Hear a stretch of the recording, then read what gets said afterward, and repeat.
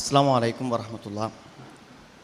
ബിസ്മില്ലാഹിർ റഹ്മാനിർ റഹീം. അൽഹംദുലില്ലാഹി ഹംദൻ കസീറൻ ത്വയ്യിബൻ മുബാറകൻ ഫീഹി വസല്ലല്ലാഹു അലാ മുഹമ്മദിൻ വഅലാ ആലിഹി വസുഹാബിഹി അജ്മഈൻ. അമ്മാ ബഅദ്.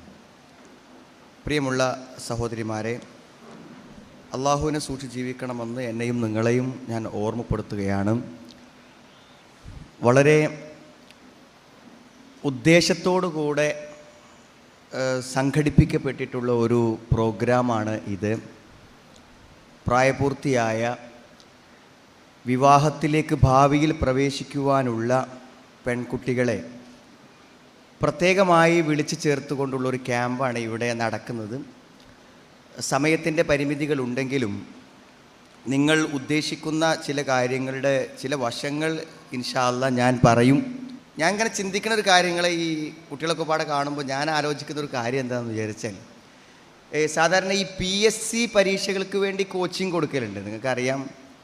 അപ്പോൾ ആ PSC പരീക്ഷയിൽ കോച്ചിങ്ങിന് വരുന്ന എല്ലാ ആളുകളും ആഗ്രഹിക്കുന്നത് എനിക്ക് എത്രയും പെട്ടെന്ന് PSC കിട്ടുകയും ജോലിയിൽ പ്രവേശിക്കുകയും ചെയ്യണം എന്നാണ് സാധാരണ വിചാരിക്കാറുള്ളത്. അങ്ങനെയാണെങ്കിൽ ഒരു പ്രീമെരിറ്റൽ കൗൺസിലിംഗ് ക്ലാസ് എന്നുള്ള നിലയ്ക്ക് ഇവിടെ പങ്കെടുത്ത ഇതിൻ്റെ മെമ്പർമാരോട്, ഈ രജിസ്റ്റർ ചെയ്ത് ഇവിടെ പങ്കെടുത്ത പെൺകുട്ടികളോട് ഞാൻ ചോദിക്കട്ടെ, വളരെ പെട്ടെന്ന് തന്നെ വിവാഹം നടക്കണം എന്നാഗ്രഹിക്കുന്ന ആളുകളൊന്ന് കൈപൊന്തിച്ചാൽ തിരക്കണില്ല. ആരും കൈപൊന്തിക്കണില്ല. അപ്പോൾ എനിക്കൊരു വലിയ സംശയം, അപ്പോൾ ഇങ്ങനെ പിന്നെ എന്തിനാണ് വന്നത് എന്ന് ഞാനിങ്ങനെ ചിന്തിച്ചു നോക്കട്ടെ. വന്നത് എന്തിനാണെന്ന് അറിയില്ലെങ്കിൽ ക്ലാസ് ഫലപ്പെടില്ല എന്ന് എനിക്കറിയാം. വന്നത് എന്തിനാണെന്ന് വന്ന ആൾക്കാർക്ക് അറിയണമല്ലോ, അല്ലെങ്കിൽ ക്ലാസ് എടുത്തിട്ടൊരു കാര്യമല്ല. അപ്പോൾ എനിക്കൊരു സംശയം, ഒരു പക്ഷേ എന്തായിരിക്കും, എനിക്ക് വിവാഹം വേണം എന്ന് പറയുവാനുള്ള ലജ്ജ, മടി, അതായിരിക്കണം കൈപൊന്തിക്കുവാനുള്ള തടസ്സം എന്ന് ഞാൻ വിചാരിക്കുന്നു. നിങ്ങളെല്ലാവരും കൈപൊന്തിച്ച പോലെ വിചാരിക്കണം. അതുകൊണ്ട് കാരണം അത് കൈപൊന്തിക്കാൻ ആഗ്രഹമുണ്ടെങ്കിൽ, പക്ഷേ ഞാൻ ഈ ചോദ്യം ചോദിച്ചത് ഞാൻ ബോധപൂർവമാണ്. ഞാൻ മനസ്സിലാക്കിയിടത്തോളം എന്താണെന്ന് വിചാരിച്ചാൽ, ഇന്ന് മാതാപിതാക്കൾ അനുഭവിക്കുന്ന ഏറ്റവും വലിയൊരു പ്രതിസന്ധി അത് ഞാൻ പറയാം. 2 ദിവസം മുമ്പ് എൻ്റെ പള്ളിയിൽ സ്ഥിരം ജുമാക്ക് വരുന്നൊരു സുഹൃത്ത്, ഞാൻ ഒരു ഹോസ്പിറ്റൽ ആവശ്യത്തിന് വേണ്ടി പോയി തിരിച്ച് എൻ്റെ ബൈക്ക് എടുത്ത് വളരെ ധൃതിയിൽ ഞാൻ ബൈക്ക് എടുത്ത് പുറത്തിറങ്ങാൻ നിൽക്കുമ്പോൾ അയാൾ എന്നെ പിടിച്ച് നിർത്തിയിട്ടൊരു കാര്യം. അപ്പോൾ ഞാൻ എന്താണെന്ന് ചോദിച്ചപ്പോൾ അദ്ദേഹം എന്നോട് പറഞ്ഞു, മകൻ്റെ കല്യാണം തീരുമാനിച്ചിട്ടുണ്ട്. അപ്പോൾ ഞാൻ സന്തോഷം പറയാനാവും വിചാരിച്ചു. അൽഹംദുലില്ലാ, നല്ലത്. എവിടെ നിന്നാണെന്ന് ചോദിച്ചപ്പോൾ സ്ഥലമൊക്കെ പറഞ്ഞു. അപ്പോൾ അദ്ദേഹം എന്നോട് ചോദിച്ചു, എനിക്കൊരു ഡൗട്ട്, കല്യാണം ഞങ്ങൾക്ക് നിക്കാഹ് നടത്താൻ ഇപ്പോൾ പറ്റൂല, 1 കൊല്ലം കഴിഞ്ഞ് നിക്കാഹ് നടത്താൻ പറ്റുള്ളൂ. അപ്പോൾ ഞങ്ങൾ അങ്ങനെ ഒരു വിവാഹം നിശ്ചയിച്ചിടുന്നതിന് എന്തെങ്കിലും പ്രശ്നമുണ്ടോ, തീരുമാനിച്ചിടുന്നതിന് എന്തെങ്കിലും പ്രശ്നമുണ്ടോ എന്ന് എന്നോട് ചോദിച്ചു. അപ്പോൾ ഞാൻ പറഞ്ഞു, ഇപ്പോൾ വിവാഹം തീരുമാനിക്കുന്നതിന് പ്രശ്നമൊന്നുമില്ല, പക്ഷെ ഞാൻ ചോദിച്ചു, എന്താണ് ഒരു നിക്കാഹെങ്കിലും നടത്താൻ നിങ്ങൾക്ക് എന്താ തടസ്സം? ഒരു 10 ആളെ വിളിച്ചൊരു നിക്കാഹ് നടത്താൻ എന്താണ് തടസ്സം? അത് ചോദിച്ചപ്പോൾ അവർ പറഞ്ഞാൽ പെൺകുട്ടി സമ്മതിക്കുന്നില്ല എന്ന്. ഇയാൾ ആൺകുട്ടിൻ്റെ വാപ്പയാണ്. ഇപ്പോൾ പെൺകുട്ടി സമ്മതിക്കാത്തത് എന്ത്? അതാണ് അടിസ്ഥാന പ്രശ്നം. അതായത് പെൺകുട്ടികളെ സംബന്ധിച്ചിടത്തോളം എന്ന് പറഞ്ഞാൽ, ഒരു വിവാഹത്തിൻ്റെ പ്രാധാന്യം അറിയില്ല എന്നത് വളരെ വലിയ പ്രശ്നമാണ്. ഞാൻ അദ്ദേഹത്തോട് പറഞ്ഞു, നിങ്ങൾ 1 കൊല്ലം കഴിഞ്ഞ് കല്യാണം നടത്തി എനിക്ക് വിരോധമല്ല, പക്ഷേ ഈ മനസ്ഥിതിയുള്ള ഒരു പെൺകുട്ടിയെ നിങ്ങളുടെ മകൻ കല്യാണം കഴിച്ചാൽ തീർച്ചയായും നിങ്ങൾ ബുദ്ധിമുട്ടാകും. കാരണം അവൾക്കൊരു കല്യാണം വേണ്ടാത്തൊരാൾക്കൊരു കല്യാണം നടത്തി എന്തിനാ നിങ്ങളെ മോനെ നിങ്ങൾ ഇടങ്ങേറാക്കണേ? കല്യാണം വേണ്ട താല്പര്യമുള്ള കുട്ടികളുണ്ടാവും. അങ്ങനത്തെ ഒരു കുട്ടീനെ സെലക്ട് ചെയ്യല്ലേ നല്ലത് എന്ന് വെച്ചു. അപ്പോൾ എന്താണ് ഇവൾക്ക് കല്യാണം നടത്താൻ പ്രയാസം? 20 വയസ്സ് 21 വയസ്സായിട്ടുണ്ട്, എന്താ അവൾക്ക് കല്യാണത്തിന് ഇപ്പോൾ ഒരു നിക്കാഹിന് എന്താ തടസ്സം? അപ്പോൾ പറഞ്ഞാൽ, ഒരു നിലക്കും എൻ്റെ പഠനം തടസ്സപ്പെടാൻ പാടില്ല എന്നുള്ളതാണ്. നമുക്കതിനോട് യോജിക്കുന്നതിന് വിരോധമൊന്നുമില്ല. പക്ഷേ ഇവിടെ വന്ന എല്ലാ കുട്ടികളോടും എനിക്ക് പറയാനുള്ള ഏറ്റവും പ്രധാനപ്പെട്ട കാര്യം, ജീവിതത്തിൽ നിങ്ങളുടെ വാപ്പക്കും ഉമ്മയ്ക്കും നിങ്ങൾക്ക് തരാനുള്ളതിൽ വെച്ച് ഏറ്റവും വലിയ, നിങ്ങൾക്ക് ചെയ്തു തരാൻ പറ്റുന്ന ഏറ്റവും വലിയ കാര്യം, നിങ്ങളുടെ ജീവിതത്തിന് അനുയോജ്യനായ ഒരു വരനെ, ഒരു ഭർത്താവിനെയാണ് നിങ്ങൾക്ക് ഈ ലോകത്ത് കിട്ടാവുന്ന ഏറ്റവും വലിയ സൗഭാഗ്യം. അതൊരു പക്ഷേ അതിൻ്റെ ഗൗരവം അറിയാത്ത ആളുകൾക്കൊന്നും അത് കിട്ടൂല. അതാണ് അതിൻ്റെ പ്രശ്നം. അതായത് ഈ ഗൗരവം അറിയാത്ത ഒരു പെൺകുട്ടിക്കും അങ്ങനത്തെ ഒരു ഭർത്താവിനെ കിട്ടൂല. അത് എനിക്ക് ഉറപ്പാണ്. അപ്പോൾ നിങ്ങൾ എന്തുകൊണ്ടാണ് അങ്ങനെ? അതായത് ഏറ്റവും നല്ല രൂപത്തിൽ ആ പെൺകുട്ടിനെ മനസ്സിലാക്കി, അവളെ മനസ്സിലാക്കി അറിഞ്ഞ്, അവളുടെ സൗന്ദര്യം ഇഷ്ടപ്പെട്ട്, സ്വഭാവം ഇഷ്ടപ്പെട്ട് ആളുകൾ എന്ത് ചെയ്യുന്നറിയോ, അവളെ അന്വേഷിച്ചു വരും. അത് വെറുതെ വരുന്നതല്ല. 10, 19, 20 കൊല്ലം ജീവിച്ചിട്ട് നമ്മൾ നേടിയ യോഗ്യതയാണ് അത്. അങ്ങനെ അന്വേഷിച്ച് വരുമ്പോൾ എന്താ പറയാന്നറിയോ നിങ്ങൾ? അവൾ പറയും എനിക്കിപ്പോൾ കല്യാണം വേണ്ട, അവളെ കല്യാണം കഴിച്ച് കൊടുക്കുന്നില്ല എന്ന് മാതാപിതാക്കളും പറയും. അങ്ങനെ പിന്നെ ഒരു 21, 22, 23 വയസ്സൊക്കെ ആവുമ്പോൾ സ്വാഭാവികമായിട്ടും പിന്നെ കല്യാണങ്ങൾ വരാതെയാകും. അപ്പോൾ നമ്മൾ ഭർത്താവിനെ അന്വേഷിച്ച് വാപ്പയും ഉമ്മയും ദല്ലാളുമാരും ബ്രോക്കർമാരും അങ്ങോട്ട് പോകാൻ തുടങ്ങും. മോൾക്ക് 21 വയസ്സായി, PG കഴിഞ്ഞു, 23 വയസ്സായി, ഒരു വിവാഹം വേണം. അപ്പം എന്താണ് നിങ്ങൾ വേറൊരു താല്പര്യമില്ലാത്ത ഒരാളെ നിർബന്ധിച്ച് കൊണ്ടുവരിക. ഒരു ഭാര്യ മരിച്ച ആൾ അല്ലെങ്കിൽ രണ്ടാമത് വിവാഹം കഴിക്കാൻ വരുന്ന ആൾ നിർബന്ധിച്ച് കൊണ്ടുവരും. അങ്ങനെ നിർബന്ധിച്ച് കൊണ്ടുവന്നാൽ എന്താണെന്ന് വിചാരിച്ചാൽ, ഒന്ന് വിവാഹ ജീവിതത്തിൻ്റെ നല്ല പ്രായം കഴിഞ്ഞു, പിന്നെ സ്വാഭാവികമായി വന്ന ആളെ ശരിക്കും ഇഷ്ടപ്പെടാൻ കഴിയാത്തൊരവസ്ഥ വരിക. പിന്നെ മരണം വരെ എന്തായിരിക്കും എന്ന് വിചാരിച്ചാൽ തനിക്കിഷ്ടമല്ലാത്ത ഒരാളെയും വഹിച്ചിങ്ങനെ നടക്കണം മരണം വരെ. ഇത് പല പെൺകുട്ടികൾക്കും പറ്റിയൊരു കാര്യമാണ്. നിങ്ങൾ ഇന്നോ നാളെയോ കല്യാണം കഴിക്കണമെന്ന് പറയാനല്ല ഞാനിത് പറയുന്നത്. അതായത് നിങ്ങൾക്ക് നല്ലൊരു ജോലി ഉണ്ടെന്ന് വിചാരിച്ചോളി. ഭർത്താവില്ലാതെ നിങ്ങളൊരു ഉദ്യോഗസ്ഥയാകുന്നത് കൊണ്ട് നിങ്ങൾക്കൊരു സുരക്ഷിതത്വവും ഇല്ല. ഭർത്താവില്ലാതെ നിങ്ങളൊരു ഉദ്യോഗസ്ഥയായി, ഭർത്താവില്ലാതെ നിങ്ങൾക്ക് ജീവിതത്തിൽ എന്തുണ്ടായാലും നിങ്ങളുടെ ജീവിതം ഒരിക്കലും എന്താവുന്നില്ല, പരിപൂർണമാവുന്നില്ല. എന്നൊരു ഭർത്താവ് ഉണ്ടെങ്കിൽ എന്താ വെച്ചാൽ പഠനം സന്തോഷകരമാണ്, എല്ലാം സന്തോഷകരമാണ്. ഞാൻ വെറുതെ കുട്ടികൾക്ക് ബോധ്യപ്പെടാൻ വേണ്ടി പറയാറുണ്ട്, നിങ്ങൾ വാപ്പാൻ്റെ പൈസ കൊണ്ടല്ല പഠിക്കേണ്ടത്, ഭർത്താവിൻ്റെ പണം കൊണ്ട് പഠിക്കണം. നല്ല ഗുണം എന്താ? നിങ്ങൾ ഭർത്താവിൻ്റെ പണം കൊണ്ട് പഠിച്ചാൽ, വാപ്പാൻ്റെ പൈസ കൊണ്ട് പഠിച്ച് MBBS ഹൗസ് സർജൻസും ഒക്കെ കഴിഞ്ഞ് വന്നാൽ ഭർത്താവ് പറയും തരും, നീ ജോലിക്കൊന്നും പോകണ്ട, നീ ജോലിക്ക് പോയാൽ എൻ്റെ കാര്യം കുട്ടികളുടെ കാര്യമൊക്കെ പ്രശ്നമാവും എന്ന് അയാൾ പറയും. കാരണം അയാൾക്കെന്താ പ്രശ്നം? വാപ്പയുടെ 60 ലക്ഷം കൊടുത്തുകൊണ്ട് മെഡിക്കൽ കോളേജ് സീറ്റ് വാങ്ങിയത്, വാപ്പയുടെ മാസം 1.5 ലക്ഷം കൊടുത്തിട്ട് ഫീസ് കൊടുത്ത് അയാൾക്കെന്താ നഷ്ടം? എന്നാൽ ഇയാളാണ് ഇതൊക്കെ കൊടുത്തതെന്നുണ്ടെങ്കിലോ എന്തായിരുന്നാലും നീ ഇങ്ങനെയൊക്കെ ഇടങ്ങേറായി പഠിച്ച നിലക്ക് എന്തെങ്കിലും ഒരു ജോലി നീ സ്വീകരിക്കണമെന്ന് അയാളാണ് നിർബന്ധിക്കുക. നമ്മൾ കൊടുക്കുന്ന പൈസക്കൊരു വില ഉണ്ടാവും.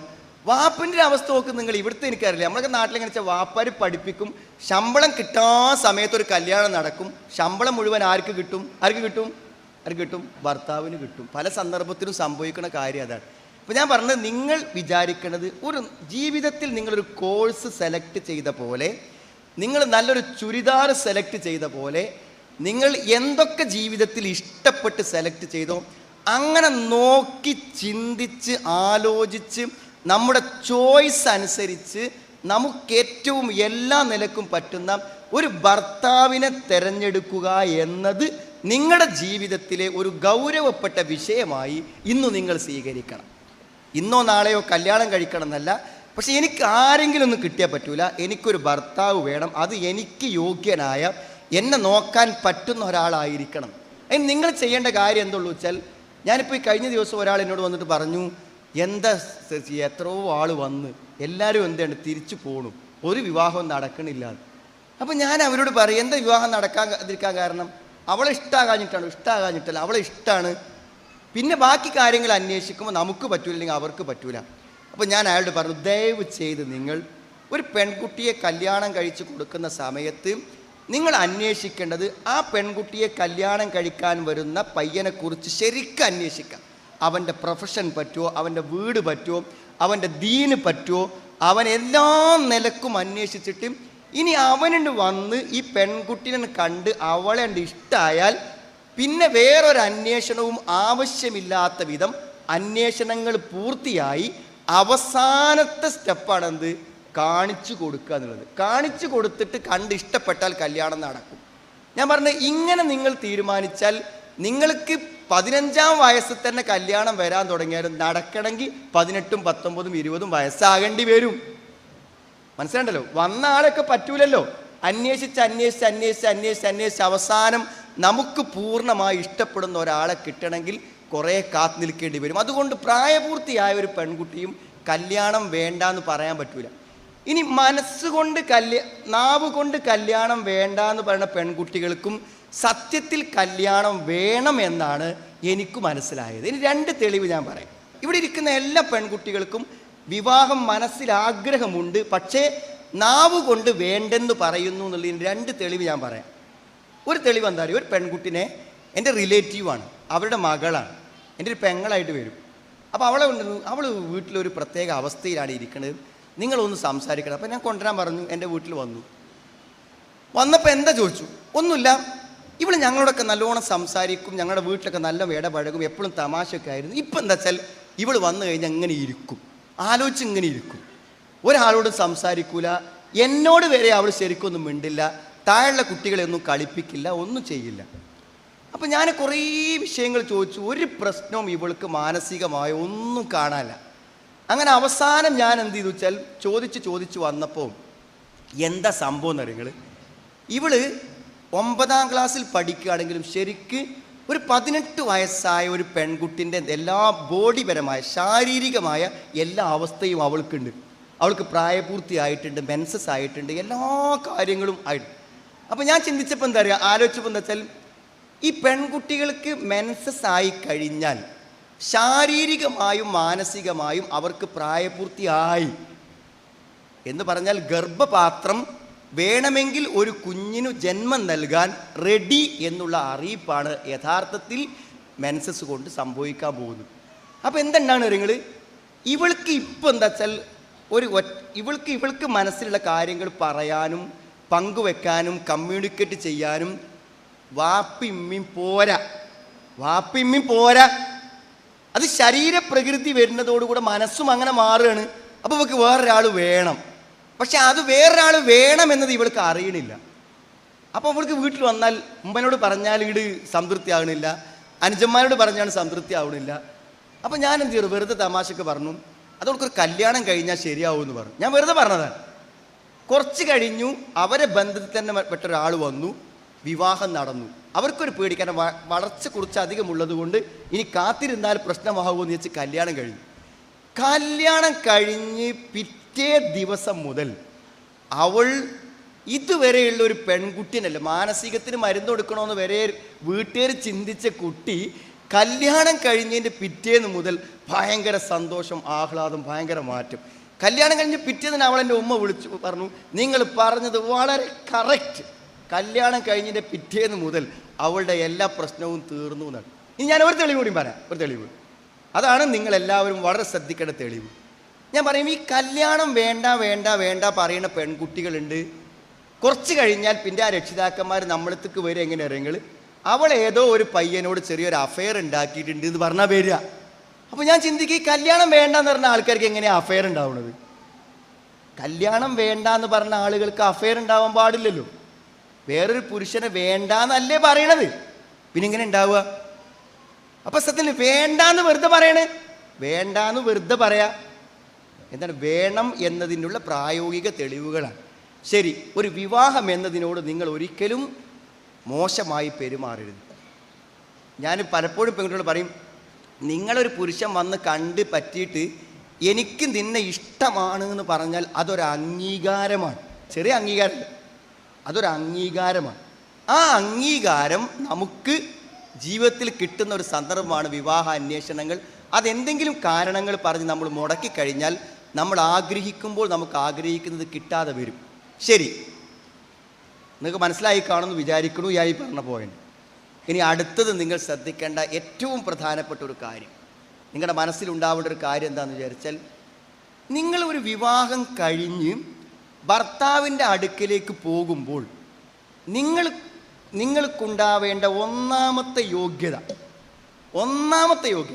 നിങ്ങൾക്കൊരു ഭാര്യയാവാനുള്ള ഒന്നാമത്തെ യോഗ്യത, ഈ പറയാൻ പോകുന്ന ഗുണമില്ലാത്ത ഒരു പെൺകുട്ടിയും വേറൊരാളുടെ ഭാര്യയാവരുത്, ഒരു കല്യാണത്തിന് സമ്മതിക്കരുത് എന്നാണ് എൻ്റെ അഭിപ്രായം. നിങ്ങൾ ചിന്തിച്ചിട്ട് മതി, പാപ്പനോട് ഉമ്മയോടൊക്കെ ചർച്ച ചെയ്തിട്ട് മതി. നിങ്ങൾക്ക് ജോലി ഇല്ലെങ്കിൽ നിങ്ങൾക്ക് കല്യാണം നടത്താം, ജോലി ഇല്ലാത്തൊരു കുട്ടിക്കും കല്യാണം നടത്താം, ഡിഗ്രി ഇല്ലാത്തൊരു കുട്ടിക്കും കല്യാണം പറ്റും. കാണാൻ ആർക്കും സൗന്ദര്യം തോന്നാത്ത ഒരു പെൺകുട്ടിക്കും ഒരു വിവാഹം പറ്റും. കല്യാണം കഴിക്കാൻ വരുന്നവനേക്കാളും പ്രായമുണ്ടെങ്കിലും വിവാഹം നടത്താം, അതിനൊന്നും തടസ്സമില്ല. പക്ഷേ നിങ്ങൾ നിക്കാഹ് കഴിഞ്ഞ് നിങ്ങളുടെ ഭർത്താവിൻ്റെ അടുക്കലേക്ക് പോകുമ്പോൾ നിങ്ങളുടെ മനസ്സിൽ മറ്റൊരു പുരുഷൻ ഉണ്ടാവരുത്. മറ്റൊരു പുരുഷൻ ഉണ്ടാവരുത്. ഈ എൻ്റെ ശബ്ദം കേൾക്കുന്നവരിൽ ഏറ്റവും ഭാഗ്യവതികളായ പെൺകുട്ടികൾ ആരാന്ന് ചോദിച്ചാൽ, ഇത്ര കാലം നിങ്ങൾ ഹൈസ്കൂളിലും പ്ലസ് ടുവിലും കോളേജിലും ഒക്കെ പഠിച്ചിട്ടും, നിങ്ങൾ മിക്സഡ് സ്കൂളുകളിലും കോളേജുകളിലും പഠിച്ചിട്ടും, നിങ്ങളെ കൂടെ നിങ്ങളോട് സംസാരിച്ച, നിങ്ങളുടെ കൂടെ പഠിച്ച ഒരാൺകുട്ടിയും നിങ്ങളുടെ മനസ്സിൽ സ്വാധീനിക്കപ്പെട്ടിട്ടില്ലാത്ത ആരെങ്കിലും ഇവിടെ ഇരിക്കുന്നുണ്ടെങ്കിൽ അവരാണ് യഥാർത്ഥത്തിൽ ഈ കൂട്ടത്തിലെ ഏറ്റവും വലിയ ഭാഗ്യവതികൾ. അതായത് നിങ്ങൾക്ക് വിവാഹത്തിന് മുമ്പ് ഒരു പുരുഷനും ഒരാണും നമ്മളെ മനസ്സിൽ പ്രത്യേകമായി സ്വാധീനിച്ചിട്ടില്ല. ക്ലാസ്സിലൊരു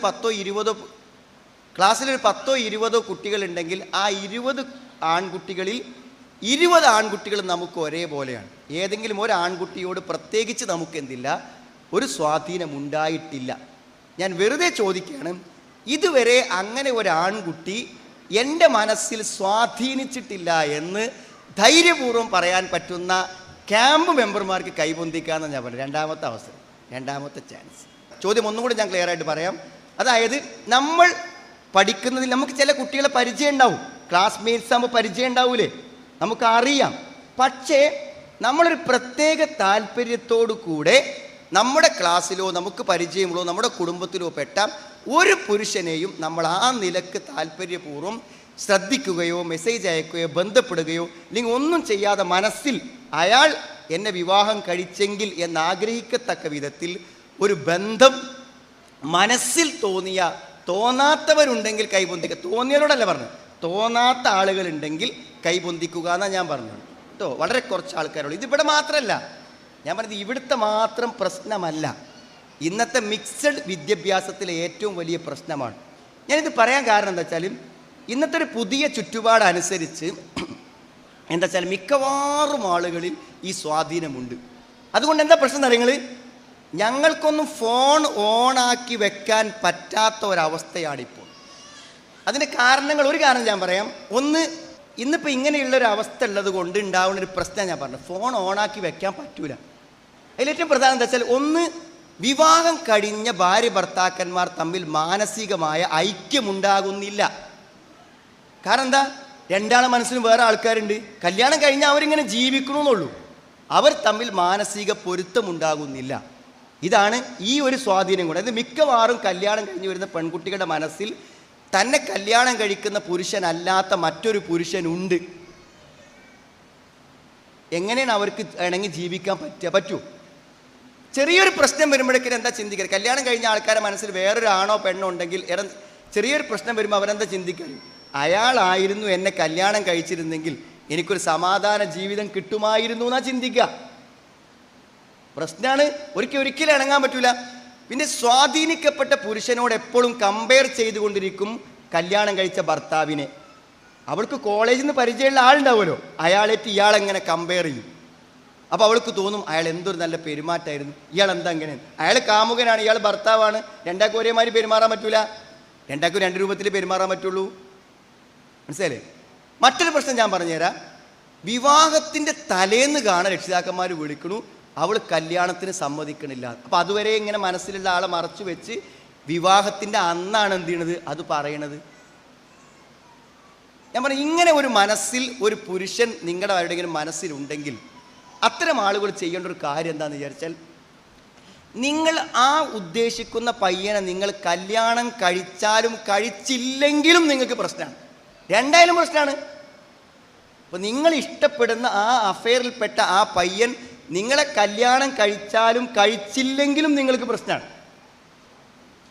അപ്പോൾ കഴിച്ചാൽ എന്താണ് പ്രശ്നം നോക്കും. കഴിച്ചാൽ എന്താ പ്രശ്നം എന്ന് വെച്ചാൽ, ഈ പെൺകുട്ടികളെ കാണുമ്പോൾ ഇഷ്ടപ്പെടുന്ന ആളുകൾക്ക് എന്ത് താല്പര്യമുള്ളൂ വെച്ചാൽ അവർ ഭയങ്കര സ്നേഹമൊക്കെ പ്രകടിപ്പിക്കും, നമുക്ക് തന്നെ വിചാരിക്കാൻ പറ്റാത്ത സ്നേഹമൊക്കെ തോന്നും.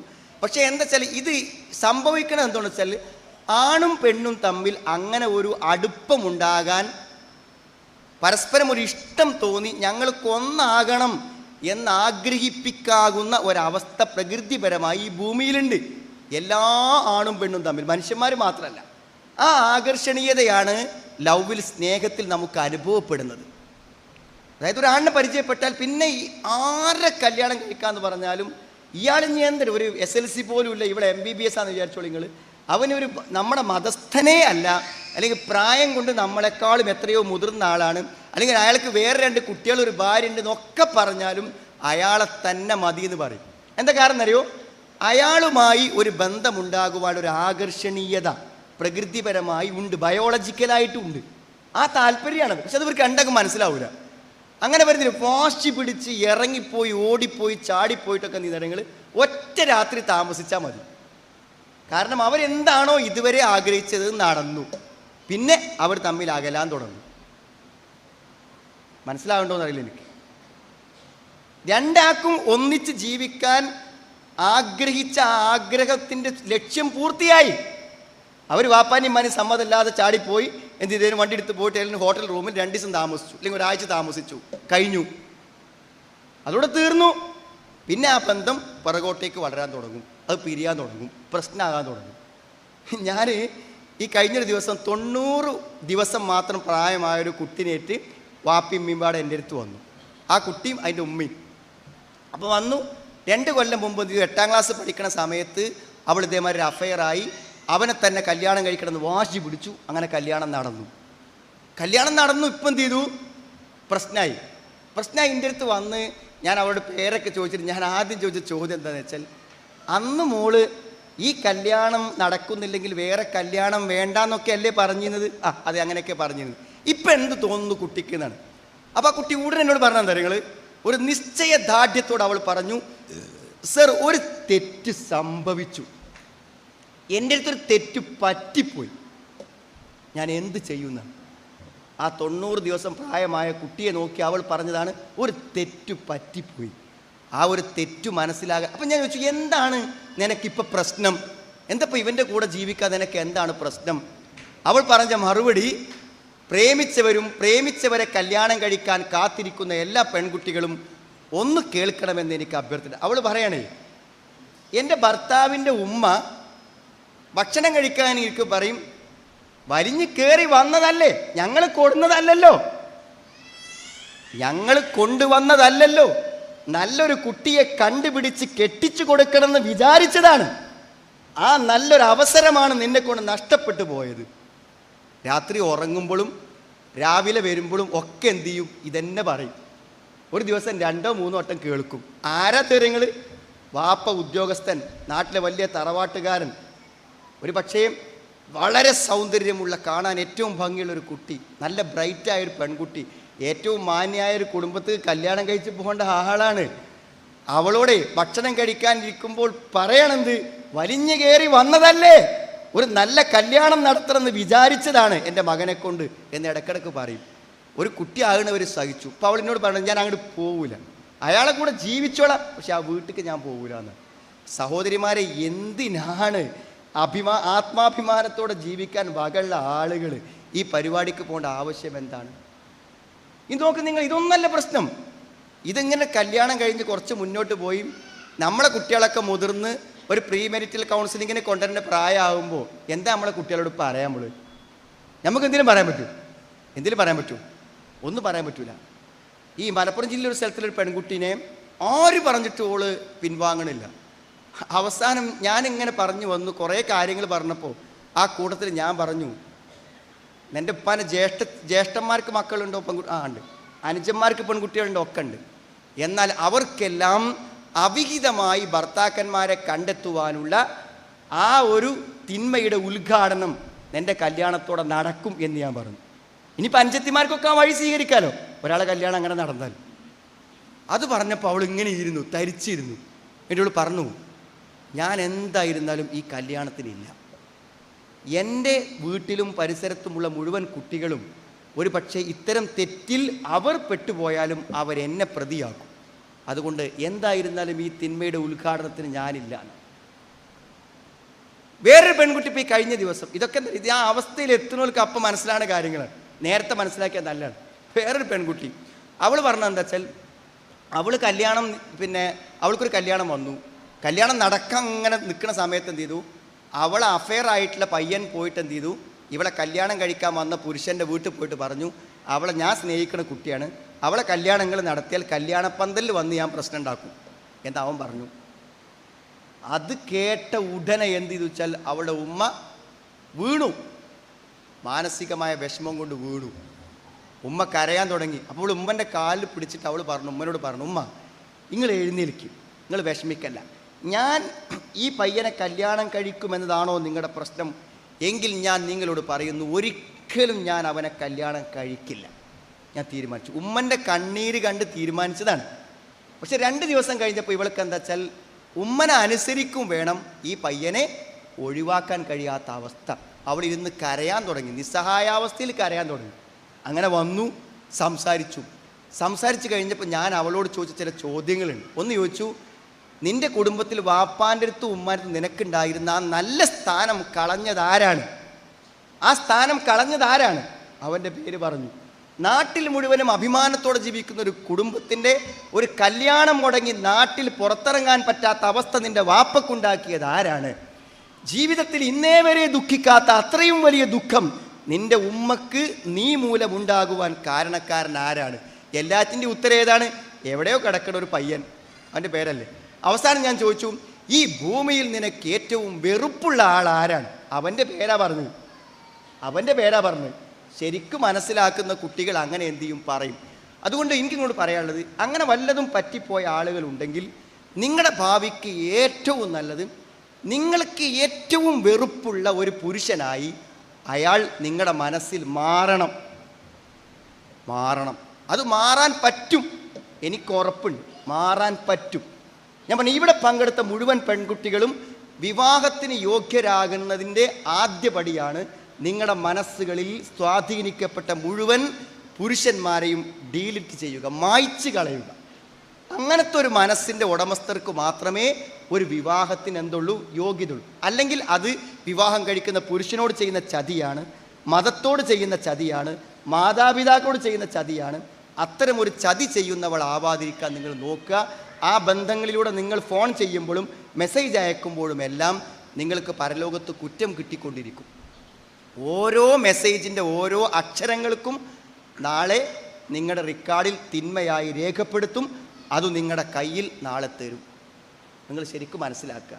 അതുകൊണ്ട് വിവാഹത്തിൻ്റെ യോഗ്യതയിൽ ഒന്നാമത്തത്, വിവാഹം കഴിക്കാൻ പോകുന്നൊരു പെൺകുട്ടിൻ്റെ മനസ്സിൽ മറ്റൊരു ആൾ ഉണ്ടാവരുത് എന്നുള്ളതാണ്. കൗൺസിലർമാരെ കണ്ട് നിങ്ങളുടെ മനസ്സിനെ ശരിക്ക് കൺവിൻസ് ചെയ്ത് ആ ഒരു സ്വാധീനത്തിൽ നിന്നും രക്ഷപ്പെടുക എന്നുള്ളത് നിങ്ങളുടെ ഭാവിക്ക് ഏറ്റവും അനിവാര്യമായ കാര്യമാണ്.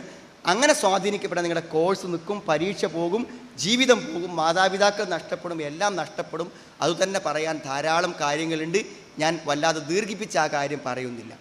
പിന്നെ എനിക്ക് നിങ്ങളോട് പറയാനുള്ളൊരു കാര്യം എന്താണെന്ന് വിചാരിച്ചാൽ, നിങ്ങൾ വളരെ സൂക്ഷിക്കണം എന്ന് പറഞ്ഞാൽ ഒരു വല്ലാത്ത ലോകത്തെ നമ്മൾ ജീവിക്കുന്നത്. ഇപ്പോൾ ഈ ജിയോ സിം വന്നല്ലോ, ഫ്രീ ആയിട്ട് നെറ്റ് കിട്ടുന്നത് വന്നല്ലോ. നിങ്ങൾ മനസ്സിലാക്കണം, നിങ്ങളെ കൂടെ പഠിക്കുന്ന കുട്ടികളുടെ അവസ്ഥ, ആൺകുട്ടികളെ പറ്റി ഞാൻ പറയണത്, നിങ്ങളെ കൂടെ പഠിക്കുന്ന ആൺകുട്ടികളെ കുറിച്ചിട്ട്, അവരെക്കുറിച്ച് പറയുമ്പോൾ എന്താ അറിയോ, ഈ ആൺകുട്ടികളെ സംബന്ധിച്ചിടത്തോളം എന്താ അറിയും, ഇവർ ഈ നെറ്റിൽ നിന്ന് ഈ വൃത്തികേടുകൾ കാണുകയാണ്. ഞാൻ പറഞ്ഞ വൃത്തികേടുകൾ ഇങ്ങനെ കാണുകയാണ്. അതിങ്ങനെ കണ്ട് എന്താ അറിയങ്ങൾ, വേണ്ടാത്തരങ്ങൾ ചെയ്യുവാനുള്ള പ്രചോദനം, അതിൻ്റെ ഹോർമോൺസ് അതിശക്തമായ രൂപത്തിൽ ഇങ്ങനെ കത്തി നിൽക്കുകയാണ്. നിങ്ങൾക്ക് തന്നെ അറിയാൻ പറ്റും, നമ്മൾ സ്കൂളിലും കോളേജിലും ബസ്സിലൊക്കെ കയറി കഴിഞ്ഞാൽ ക്ലാസ്സിലെ കുട്ടികളും ബസ്സിലെ പുരുഷന്മാരൊക്കെ നമ്മളറിയാതെ മെല്ലെ നമ്മുടെ ദേഹത്ത് വന്ന് തൊടും. പെൺകുട്ടികൾക്കും സ്ത്രീകൾക്കും അനുഭവമുള്ള കാര്യമായിരിക്കും. എവിടെയെങ്കിലുമൊക്കെ നമ്മളൊന്ന് നിന്ന് കഴിഞ്ഞാൽ നമുക്ക് സ്വസ്ഥമായി നിൽക്കാൻ പറ്റില്ല. ചിലപ്പോൾ എന്ന് വെച്ചാൽ കണ്ണെടുക്കാതെ നമ്മൾ നോക്കിക്കൊണ്ടിരിക്കും. ഈ ഒരവസ്ഥയെക്കുറിച്ച് നിങ്ങൾ ചിന്തിക്കേണ്ട എന്താണെന്ന് വിചാരിച്ചാൽ, ഇതൊരു രോഗമാണ്, വലിയ അസുഖമാണ്. ഞാൻ പറഞ്ഞ നിങ്ങളെ കൊന്നിട്ടെങ്കിലും നിങ്ങളെ അനുഭവിക്കണം എന്നില്ലോടത്തേക്കാണ് ആ മനസ്സ് എത്തുക. അതുകൊണ്ട് ഒരിക്കലും നിങ്ങളെ കൂടെ ജീവിക്കുന്ന മറ്റു പുരുഷന്മാർ നിങ്ങളെ ഉപദ്രവിക്കുന്ന ഒരവസ്ഥ ഇല്ലാതിരിക്കാൻ നിങ്ങൾ നന്നായി ശ്രദ്ധിക്കണം. അതിന് നിങ്ങൾ ചെയ്യേണ്ടത് 2 കാര്യങ്ങളാണ്. ഞാൻ പറഞ്ഞ നാളെ നേരം വെളുത്താൽ ഈ 2 കാര്യത്തിൽ നിങ്ങൾ വീഴ്ച വരുത്തരുത്. അല്ല യുദൈൻ, ഉപദ്രവിക്കപ്പെടാതിരിക്കുവാൻ ഇസ്ലാം നിർദ്ദേശിച്ച ഏറ്റവും പ്രധാനപ്പെട്ട 2 കാര്യങ്ങളാണ്. ഒന്നെന്താ നിങ്ങൾ, ഡ്രസ് കോഡാണ്, ഡ്രസ്സാണ്. ഇപ്പം ഞാൻ പറയാം, നിങ്ങളൊരു പ്രായപൂർത്തിയായ ഒരു പെൺകുട്ടി പുറത്തേക്ക് പോകുമ്പോൾ കുറച്ചൊക്കെ ദീനി ചിട്ടുള്ള ഉമ്മമാരിങ്ങളെ വീട്ടിലുണ്ടെങ്കിൽ ഉമ്മാർ പറയും, ആ മഫ്റ്റ് നേരെ മോളെ എന്താ നീ മഫ്തട്ട രൂപം എന്ന് ചോദിക്കും. അപ്പോൾ സത്യത്തിൽ നിങ്ങൾ മനസ്സിലാക്കണം വെച്ചാൽ നമ്മൾ മഫ്തിടുമ്പോൾ ചിലപ്പോൾ എന്ത് ചെയ്യും, നമ്മൾ ചെസ്റ്റിലെ ഭാഗങ്ങൾ ചിലപ്പോൾ ആ മഫ്തൊന്ന് നീക്കിയിടും, ചിലപ്പോൾ മഫ്തൊന്ന് പിന്നെ കുത്തിയിട്ട് എന്ത് ചെയ്യും, ശരീരത്തിന് ഷോൾഡറോ അല്ലെങ്കിൽ കഴുത്തിൻ്റെ കുറച്ച് ഭാഗമോ ഒക്കെ കാണുന്ന രൂപത്തിൽ മഫ്ത അഡ്ജസ്റ്റ് ചെയ്യുന്ന ആൾക്കാരുണ്ട്. അഡ്ജസ്റ്റ്. അപ്പോൾ നിങ്ങളിത് അഡ്ജസ്റ്റ് ചെയ്യുമ്പോൾ കാണുന്ന ആൾ എന്താ വിചാരിക്കുക, നിങ്ങൾ മനസ്സിലായി, കാണുന്ന ആൾക്കാരുണ്ടാവില്ലേ, നിങ്ങളിങ്ങനെ മഫ്ത അഡ്ജസ്റ്റ്മെൻറ്റ് ചെയ്തത് കാണുന്ന ആൾ എന്താ വിചാരിക്കുക വെച്ചാൽ ഇവൾ ഈ ശരീരഭാഗങ്ങളൊക്കെ ഞങ്ങളെപ്പോലത്തെ ആൾക്കാർക്ക് കാണാൻ വേണ്ടിയിട്ട് അഡ്ജസ്റ്റ് ചെയ്ത് വന്നിരിക്കുകയാണ് എന്നാണ് വിചാരിക്കുക. അതാണ് അതിൻ്റെ അപകടം. എന്നാൽ നിങ്ങളെന്തിനാണ് ചെയ്തത്? അതിനാണോ ചെയ്തത്? മഫ്തൻ്റെ തല പിടിച്ച് കണ്ണാടിയിൽ നോക്കി കുത്തി റെഡിയാക്കി വെച്ചത് അതിന് വേണ്ടിയാ? അങ്ങാടിയിൽ ഏതെങ്കിലും പുരുഷന്മാർ നിൽക്കണമെങ്കിൽ അവർക്ക് കാണാനുള്ള സൗകര്യത്തിനാ? അല്ല. നമ്മൾ ചെയ്തതെന്തിനറിയോ, നമ്മളേതോ കൂട്ടുകാരി അങ്ങനെയാണ് മഫ്ത ഇട്ടത്, അതുകൊണ്ട് നമ്മളിട്ട്. നമ്മളൊരു കൂട്ടുകാരി അങ്ങനെയാണ് മഫ്ത ഇട്ടത്, അതുകൊണ്ട് നമ്മളിട്ട്. മനസ്സിലാണ്ടോ? പുറത്തിറങ്ങിപ്പോണ ആളുകൾ നേരെ തിരിച്ചാൽ വിചാരിക്കാം. നബിൻ്റെ കാലത്ത് ഈ അടിമ സ്ത്രീകളും അല്ലാത്ത സ്ത്രീകളും തമ്മിൽ വേർതിരിയാൻ പറ്റൂല. അപ്പം അടിമ സ്ത്രീകൾ ആണുങ്ങളെ പോലെയാണ്, എന്നിട്ടല്ല ജീൻസും ടീഷർട്ടൊക്കെ ഇട്ട് പെണ്ണുങ്ങൾ പോയല്ലേ, അതേമാതിരിയാണ്. അപ്പം എന്നിട്ട് ഇവർ ശരിക്കും വേശ്യകളാണ്, ആർക്കും ഉപയോഗിക്കാൻ പറ്റിയ വേശ്യകളാണ്. അപ്പോൾ മൊത്തത്തിൽ അറബികളുടെ വേഷം അതായപ്പോൾ ഖുർആൻ എന്ത് ചോദിച്ചാൽ മുസ്ലിം സ്ത്രീകൾക്കൊരു വേഷം നിശ്ചയിച്ചു കൊടുത്തു. ആ വേഷം ഇട്ടാൽ വേറെല്ലാവരും മനസ്സിലാക്കണം ഇത് വേണ്ടാത്തരത്തിൽ നടക്കുന്ന സ്ത്രീകളെ കൂടത്തിൽപ്പെട്ട ആളല്ല എന്ന് മനസ്സിലാക്കാൻ വേണ്ടിയിട്ട്. അതിന് വേണ്ടിയാണ്.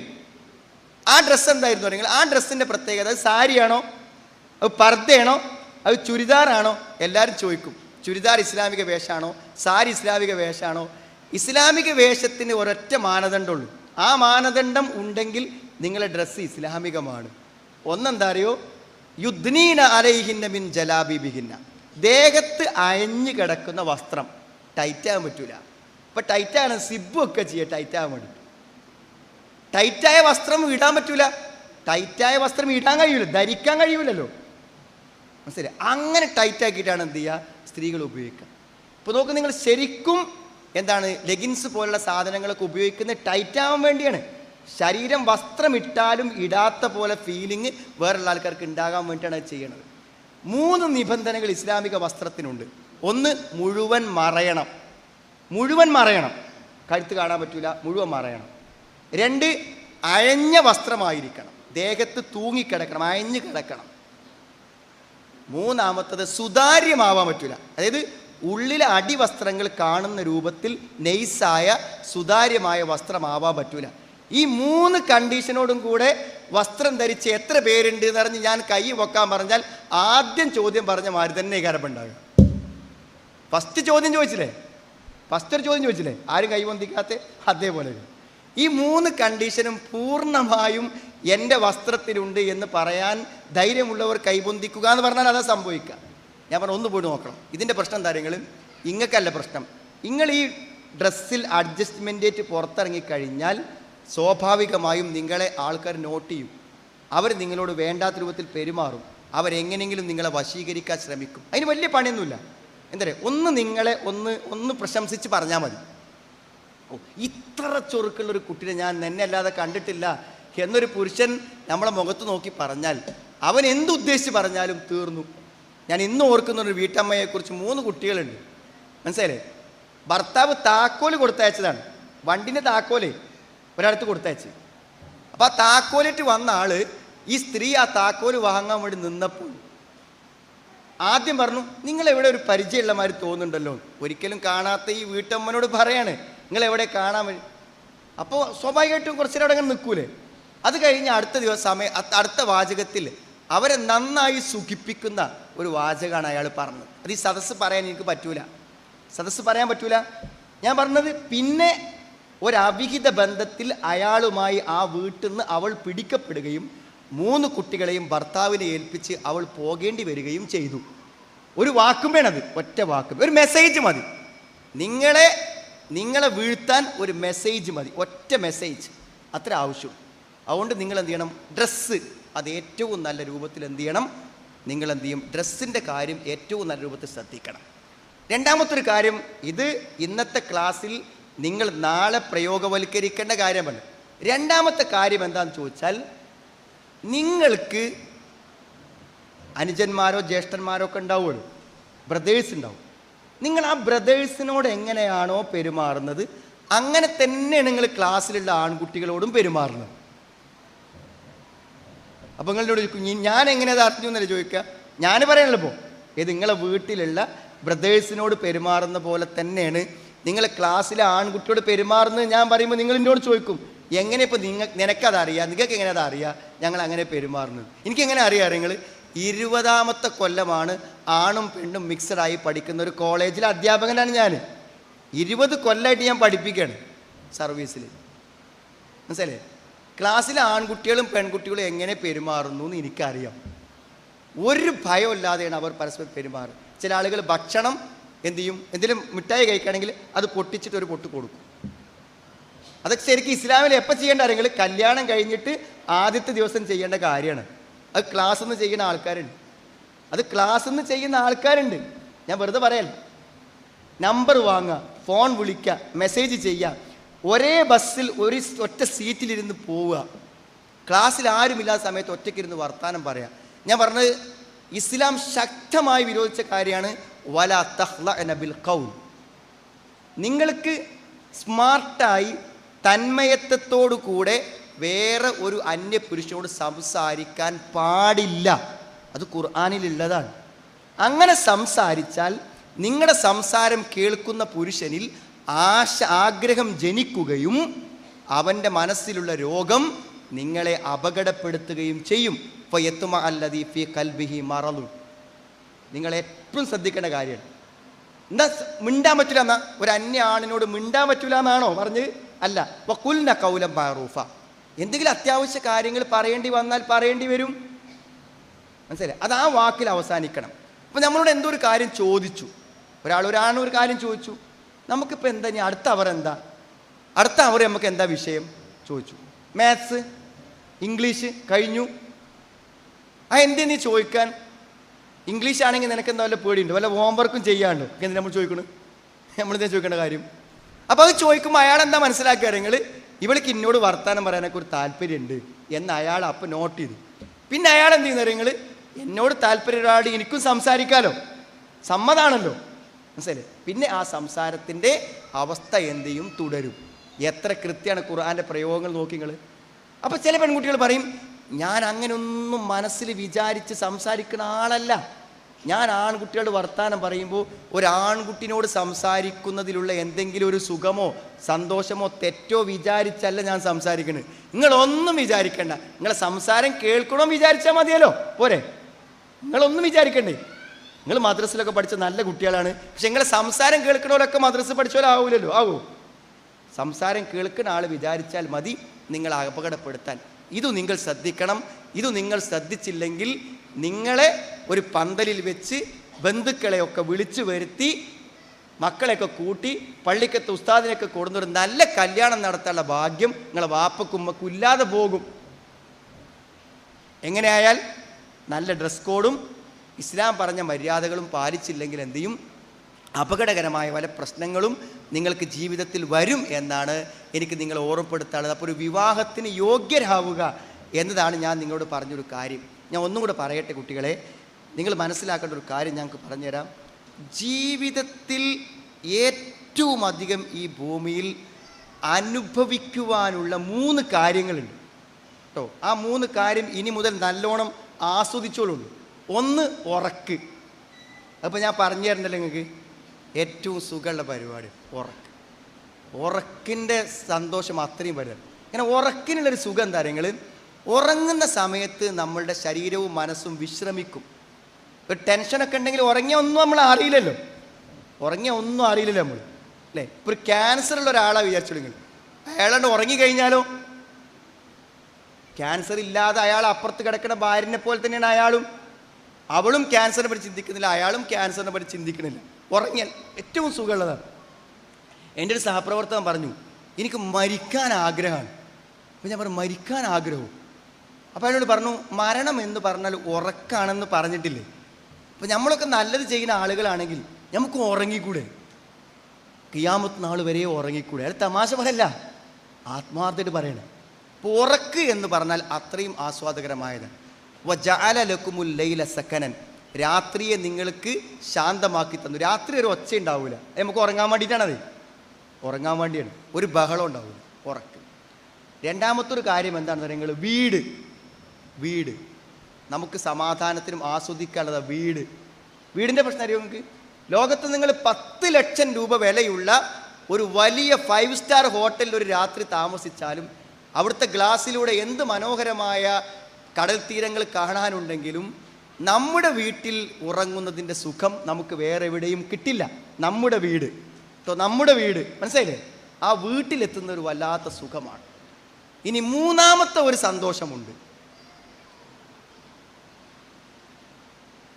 മൂന്നാമത്തെ മനുഷ്യന് സമാധാനം നൽകുന്ന, ശാന്തി നൽകുന്ന, ആസ്വാദനം നൽകുന്ന മൂന്നാമത്തെ ഒരു സന്തോഷമുണ്ട്. ആരെങ്കിലും മനസ്സിക്ക് വന്നോ? വമിൻ ആയാതിഹി അൻ ഖലഖ ലക്കും മിൻ അൻഫുസികും അസ്വാജ ലിതസ്കുനു ഇലൈഹാ വജഅല ബൈനകും മവദ്ദതൻ വറഹ്മ ഇന്ന ഫീ ദാലിക ലആയാതിൻ ലിഖൗമിൻ യതഫക്കറൂൻ.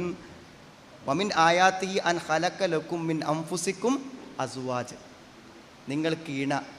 ഞാൻ പറഞ്ഞത് കുട്ടികളെ, ജീവിതത്തിൽ അത്ര സന്തോഷമുള്ളൊരു കാര്യമില്ല.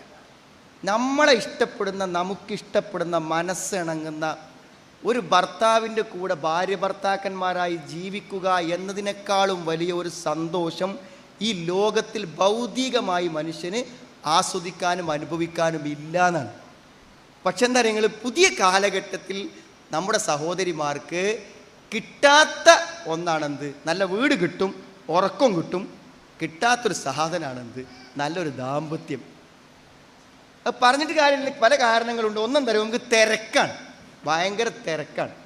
ഭർത്താവിൻ്റെ കൂടെ ഭാര്യക്കോ ഭാര്യൻ്റെ കൂടെ ഭർത്താവിനോ ഇരിക്കാൻ എന്തില്ല, നേരല്ല. അതാണ് ഒന്നാമത്തെ കാര്യം. അപ്പോൾ ആരവിടെ എഴുതി ചോദിച്ചിട്ടുണ്ട്, ഇവിടെ ചോദിച്ച ചോദ്യത്തിലുണ്ടെന്താണ്, സ്ത്രീകൾ ജോലിക്ക് പോകുന്നതിനോട് ഇസ്ലാമിക നിലപാട് എന്താണ്? സ്ത്രീകൾ ജോലിക്ക് പോകുന്നതിന് ഒരു പ്രശ്നമല്ല, ജോലിക്ക് പോകണം, ജോലിക്ക് പോകണ്ടേ? ഇപ്പോൾ ഈ കോഴിക്കോടൊന്നും ഒരു സ്ത്രീ ആയിട്ടുള്ള ഒരു ഗൈനക്കോളജിസ്റ്റ് ഇല്ലയെന്ന് വിചാരിച്ചോളി, എന്തായിരിക്കും ഇവിടുത്തെ ഒരു അവസ്ഥ ആലോചിച്ചു നിങ്ങൾ. ഈ ഡെലിവറിക്കൊക്കെ ആണുങ്ങളെത്ത് പോകേണ്ടി വരില്ലേ? ഒരു സ്കാൻ ചെയ്യുന്നിടത്ത്, ഒരു അൾട്രാസൗണ്ട് സ്കാൻ ചെയ്യാൻ വേണ്ടി പോകണോടത്ത് ഒരാണാണെങ്കിൽ തന്നെ നമ്മളെ മനസ്സ് കിടങ്ങേറ് വീഴും അല്ലേ? നമ്മളെ ബ്ലഡ് എടുക്കാൻ വേണ്ടി നമ്മളെ കയ്യുമ്പോൾ പിടിക്കുന്നത് ഒരു മെയിൽ സ്റ്റാഫാണെങ്കിൽ നമുക്ക് ചെറിയ വിഷമം ഉണ്ടാകും. ഒരു സ്ത്രീ ആണെങ്കിൽ അത്ര എന്ത് ചെയ്യൂല, ഒരു സ്ത്രീക്ക് തോന്നൂല. അപ്പോൾ വേണം, സംശയമില്ല കാര്യത്തിൽ, ജോലിക്ക് ആൾ വേണം. അതാണ്. പക്ഷെ നിങ്ങൾക്ക് മനസ്സിലാക്കേണ്ട ഒരു കാര്യം തരുമോ? ഏറ്റവും ചിന്തിക്കേണ്ട ഒരു കാര്യം, ഞാൻ ഗൾഫിൽ പോയപ്പോൾ അവിടുന്ന് ഒരു അനുഭവം ഉണ്ടായി. ഒരു സ്ത്രീ നേഴ്സാണ്, അവിടെ ഗൾഫിൽ ഹോസ്പിറ്റൽ നേഴ്സാണ്. അപ്പോൾ അവരിന്നും രാവിലെ എന്ത് ചെയ്യും, പോകും, ജോലിക്ക് പോകും. അപ്പോൾ ഒരു ദിവസം ജോലിക്ക് പോയപ്പോൾ കുട്ടിനെ എപ്പോഴും നോക്കുക ഇവളമ്മയാണ്. ആരമ്മ? ഇവളെ വല്യമ്മയാണ് നോക്കുക, അമ്മാൻ്റെ അമ്മയെ നോക്കുക. അപ്പോൾ ഒരു ദിവസം ഇവളെ വാപ്പിയും ഉമ്മയും എല്ലാവരും ഇരിക്കുമ്പോൾ ഈ ചെറിയ കുട്ടി, ഒരു 3 വയസ്സൊക്കെ ഉള്ള ആ കുട്ടി, 4 വയസ്സൊക്കെ ഉള്ള കുട്ടി പറഞ്ഞു തരും, ഇനി മുതൽ ഉമ്മമ്മ ജോലിക്ക് പോവുക, ഉമ്മ ഇവിടെ നിൽക്കുക. ഇനി ഉമ്മമ്മ ജോലിക്ക് പോവുക, ഉമ്മ ഇവിടെ നിൽക്കുക കേട്ടോ. ജോലിക്ക് പോകണമെങ്കിൽ നേഴ്സിംഗ് വേണം, നേഴ്സിംഗ് ഉള്ള ഒരാൾ വീട്ടിലിരുന്നാൽ പ്രശ്നമാണ്. ഇതൊന്നും കുട്ടിക്ക് മനസ്സിലാവില്ല. കുട്ടിക്ക് എന്താ വെച്ചാൽ ഉമ്മ ഇറങ്ങി പോണ ദുഃഖം മാത്രമേ കാണൂ. എനിക്ക് പരിചയമുള്ളൊരു വീട്ടിൽ വാപ്പ ഡോക്ടറാണ്, ഉമ്മ ഡോക്ടറാണ് കേട്ടോ. വീട്ടിൽ ഒരു കുട്ടി എവിടെ ഇറങ്ങൽ, ഒരു കുട്ടി ഉമ്മാൻ്റെ വീട്ടിലും ഒരു കുട്ടി വാപ്പാൻ്റെ വീട്ടിലും. വാപ്പാൻ്റെ വീട്ടിലെ കുട്ടിയെ ഞാൻ എന്നും കാണും. 5 മണിക്ക് സ്കൂൾ ബസ് വരുമ്പോൾ, ഞങ്ങൾ അസർ നിസ്കരിച്ച് പോകുന്ന സമയത്തേക്കാണ് സ്കൂൾ ബസ് വരിക. അപ്പോൾ ആ സ്കൂൾ ബസ്സിൽ നിന്ന് ആ കുട്ടി ഇറങ്ങുമ്പോൾ വല്യപ്പ കൈ പിടിക്കാൻ വരുന്നത് നമ്മൾ കാണും. ഉമ്മനി അവൻ കാണില്ല, വാപ്പിനി അവൻ കാണലില്ല. ഒരു സ്ത്രീക്ക് ജോലിക്ക് പോകാം, പക്ഷെ നാട്ടിലുള്ള ആളുകളുടെ പ്രസവം എടുക്കുന്നതിനേക്കാളും രക്തം പരിശോധിക്കുന്നതിനേക്കാളും നാട്ടിലെ കുട്ടികൾക്ക് മുഴുവനും ഇംഗ്ലീഷ് പഠിപ്പിക്കുന്നതിനേക്കാളും ഒരു സ്ത്രീക്കുള്ള ബാധ്യത ആരോടാണ്? സ്വന്തം മക്കളോടാണ്. സ്വന്തം മക്കളോടാണ്. അത് മറക്കാതെ എന്താ മതി, സ്വന്തം കുട്ടികളോടാണ്. ഞാൻ ഒരിക്കൽ ഒരു സ്കിന്നിൻ്റെ ഡോക്ടറെ കാണാൻ വേണ്ടി ചെന്നപ്പോൾ ഞാൻ ആ ഡോക്ടറോട് വെറുതെ ചോദിച്ചു, ഉമ്മനെ കാണിക്കാൻ വേണ്ടി പോയപ്പോൾ ഞാൻ ചോദിച്ചു, ഇനി എന്നാ ഡോക്ടർ ഉണ്ടാകുക, എവിടെ വന്നാലാ കാണുക? അപ്പം ഞാൻ ഇവിടെ തന്നെ ഉണ്ടാവുള്ളൂ, അത് ആഴ്ചക്ക് ഒരു ദിവസം ഇവിടെ ഉണ്ടാവുള്ളൂ. എനിക്കെന്താ വെച്ചാൽ ചെറിയ കുട്ടികളുണ്ട്, ഞാൻ വല്ല ആശുപത്രിയിലൊക്കെ വല്ല ജോലിക്കും പോയാൽ എൻ്റെ കുട്ടികൾക്ക് നമ്മൾ തന്നെ ചെയ്യണ്ടേ? കുട്ടിക്ക് അമ്മ ഞാൻ തന്നെയല്ലേ ഉള്ളൂ, വേറെ ആരും ഇല്ലല്ലോ. ഒരു മുസ്ലിം ലേഡിയൊന്നും അല്ല.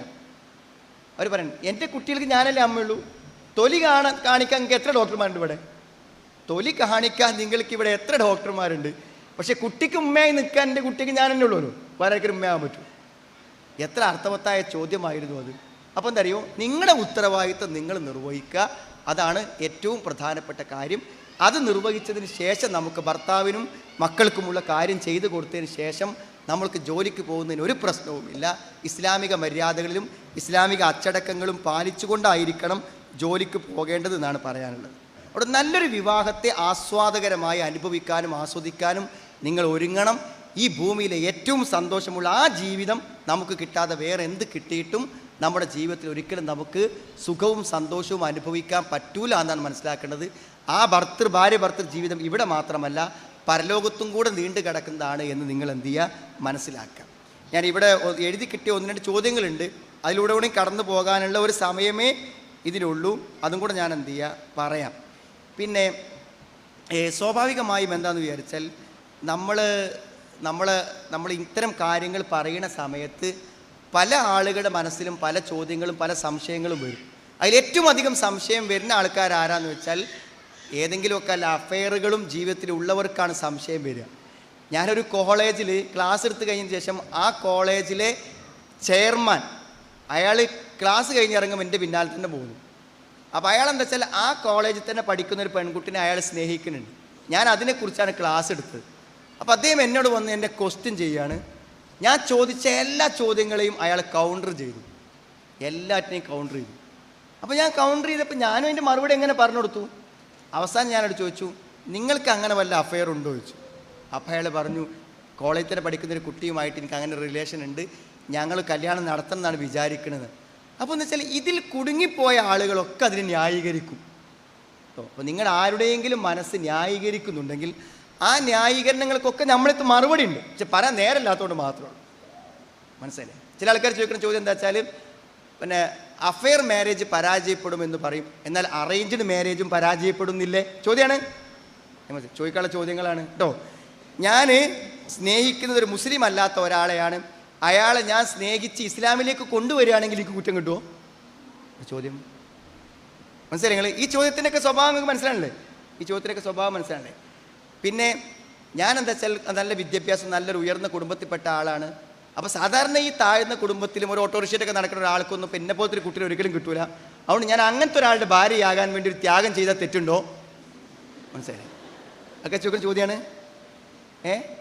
എല്ലാവരും തന്നെക്കാളും ഒരു 6 വയസ്സൊക്കെ കുറഞ്ഞ ആൾക്കാരെ കല്യാണം കഴിക്കാൻ ആഗ്രഹിക്കുക, എനിക്ക് ഇന്നെക്കാളും ഒരു 2 വയസ്സ് കൂടുതലുള്ള ഒരാളായിട്ട് വിവാഹം കഴിക്കുക എന്ന് ഞാൻ തീരുമാനിച്ചൊരു ത്യാഗത്തിന് തയ്യാറാകുന്നതിന് പ്രയാസമുണ്ടോ? ഇതൊക്കെ ചോദ്യം. ഇങ്ങനത്തെ ചോദ്യങ്ങളാണ് ആൾക്കാരത് എഴുതി കിട്ടുന്നത്. ഈ ചോദ്യത്തിൻ്റെയൊക്കെ സ്വഭാവം എന്ന് വെച്ചാൽ അവനവൻ കുടുങ്ങിപ്പോയൊരു കാര്യത്തിന് ന്യായം കണ്ടെത്തുക എന്നല്ലാത്ത വേറൊരു പ്രശ്നവും ഇതിലില്ല. നമ്മളെ സംബന്ധിച്ചിടത്തോളം ഞാൻ ക്ലിയർ ആയിട്ട് പറഞ്ഞു, ഒരു അന്യാണിനെ നോക്കാൻ പറ്റില്ല, സംസാരിക്കാൻ പറ്റില്ല, കണ്ണ് താഴ്ത്തണം എന്നൊക്കെ ഇസ്ലാം പറയുമ്പോൾ പിന്നെ അതിൻ്റെ അപ്പുറത്തേക്ക് ഒരു ചോദ്യത്തിന് എന്തില്ല, പ്രസക്തി ഇല്ല. അപ്പോൾ അത്തരം ചോദ്യങ്ങൾ ചോദിക്കാൻ ഉദ്ദേശിക്കുന്നവർക്ക് എല്ലാം വിചാരിക്കുക അതിനൊക്കെ നല്ല മറുപടികളുണ്ട്, പറയാൻ സമയമില്ലാത്തൊരു പ്രശ്നം മാത്രമേ ഉള്ളൂ എന്ന് തൽക്കാലം എന്ത് ചെയ്യുക, മനസ്സിലാക്കുക.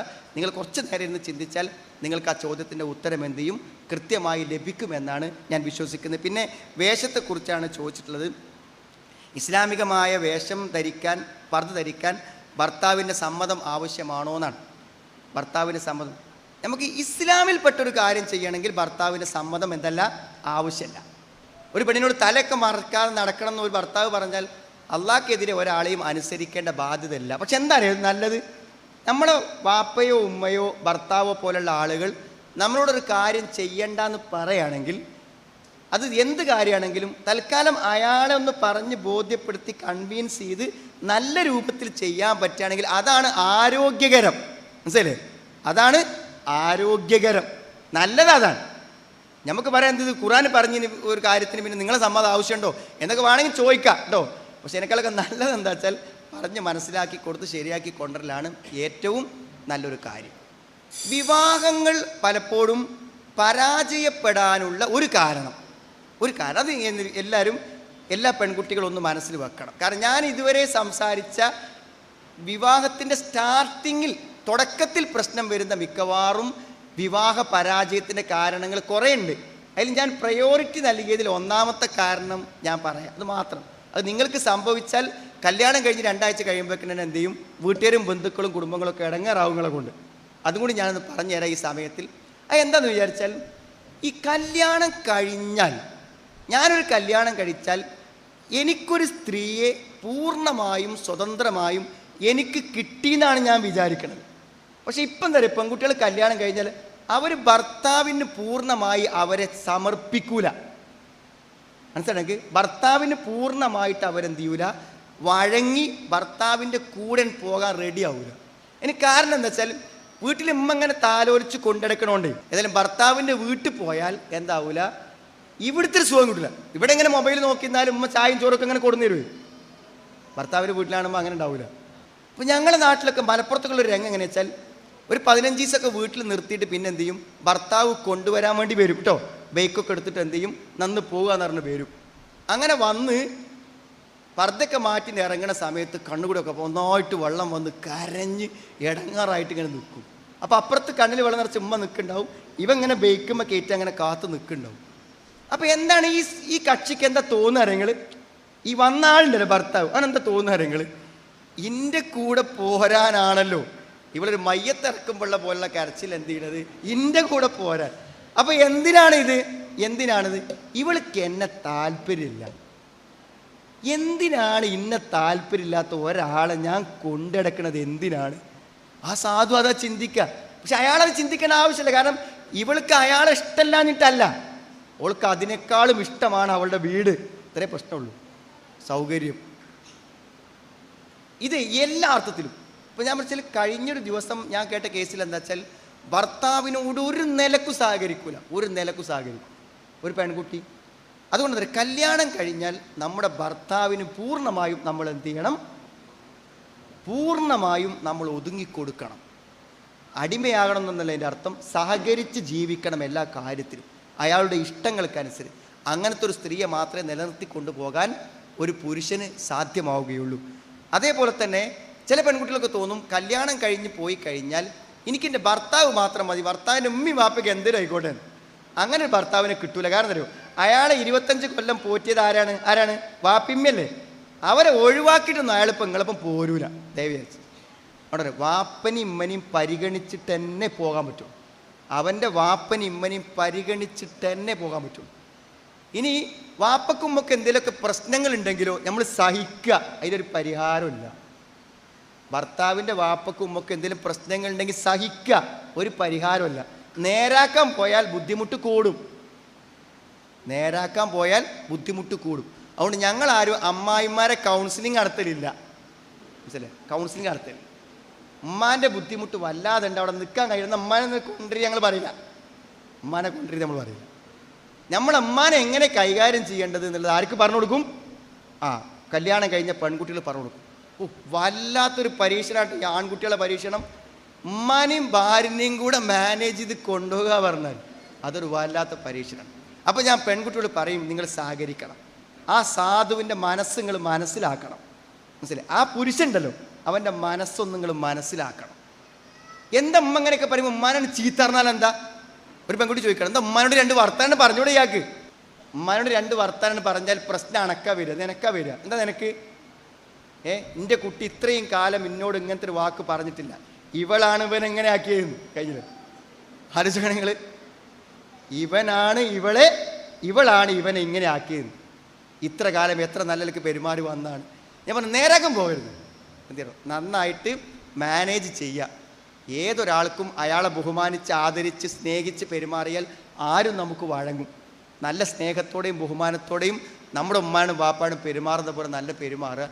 ഏതായിരുന്നാലും ഞാൻ പറഞ്ഞ പോയിന്റുകൾ നിങ്ങളുടെ മനസ്സിലുണ്ടാവുമെന്ന് വിചാരിക്കട്ടെ. ഒരു വിവാഹം കഴിക്കുവാനുള്ള ഏറ്റവും വലിയ ക്വാളിഫിക്കേഷൻ നിങ്ങളുടെ മനസ്സിൽ മറ്റൊരു പുരുഷൻ ഇല്ലാതിരിക്കുക എന്നതാണ്. നിങ്ങൾ മനസ്സിലാക്കാതെ പോകരുത്. ഏറ്റവും പ്രധാനപ്പെട്ട കാര്യമാണ്.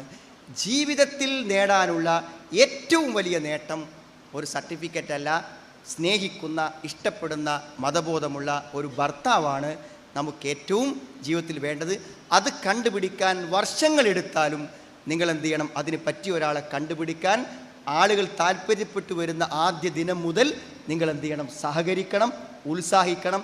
സമയമാകുമ്പോൾ മാത്രം വിവാഹം നടത്തുക. പക്ഷേ അതിൻ്റെ മുന്നോട്ട് പോക്കിന് നിങ്ങൾ ഒരിക്കലും തടസ്സം നിൽക്കരുത്. അപകടത്തിൽപ്പെട്ടു പോകാത്ത രൂപത്തിലുള്ള പെരുമാറ്റവും അകലവും അന്യപുരുഷന്മാരിൽ നിന്നും കാത്തു സൂക്ഷിക്കുക.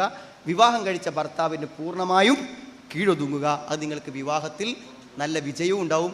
ഈ ഭൂമിയിലെ ഏറ്റവും വലിയ സന്തോഷം ഭർത്താവ് ഒന്നിച്ചുള്ളൊരു ജീവിതമാണ്. ക്ലാസ്സുകൾ നിങ്ങൾ നന്നായി ശ്രദ്ധിച്ചു. ഈ ക്ലാസ്സുകൾ നിങ്ങൾക്ക് ഉപകാരപ്പെടുകയും നിങ്ങളുടെ ഇഹലോക ജീവിതത്തിലും പരലോക ജീവിതത്തിലും ഇത് നിങ്ങൾക്ക് പ്രയോജനമുണ്ടാവുകയും ചെയ്യുമാറാവട്ടെ.